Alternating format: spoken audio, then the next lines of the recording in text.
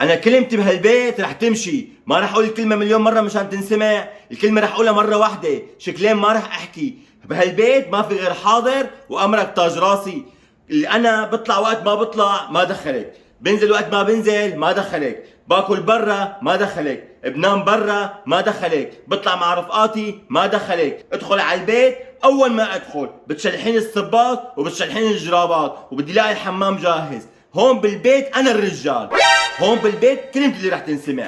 تليفوني ما بتلمسيه ابدا، ولا باسورد ولا بصمه ولا غير بصمه ولا كل هالحكي الفاضي. تليفوني ما بيخصك، احكي مع نسوان، احكي مع رجال، احكي مع القرود الزرقاء، هالشي ما بيخصك. مو عاجبك الحكي على بيت اهلك. انا هون ببيتي رجال ورح ضل طول عمري رجال. ابوي رباني وعلمني مشان ضل رجال وكون ببيتي الرجال. عاجبك ما عاجبك اتكلي على الله وروحي، يلا الله معك بالسلامه. هذا اللي كان ناقص والله، تامري وتتشرط علي. الكلمة هاي ما راح عيدها، هذا آخر كلامي، ما عندي كلام تاني. كل ده يا علاء صاحبك قاله لمراته؟ ايه والله كل هذا ما بعرف، العم بقلبه شو حمار، هذا بيحكي مع مرته. قليل الادب والله. ايه والله اللي ما تربى، العم بعيونه شو هذا. وعامل ايه دلوقتي؟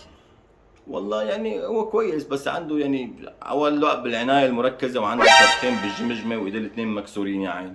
يا شيخ يستاهل والله اكتر ايه العم من بعيونه كده. شو حمار، ايه بيستاهل اكثر من هيك. العم بقلبه فعلا بيحكي مع مرته هيك، هي مرته شريكة حياته. انا رح اقوم كمل الجريان ماشي. طب يلا بس بسرعه ونضف الحوض كويس واعمل لي معاك الشاي. حاضر من عيوني. بسرعه يعني. حاضر.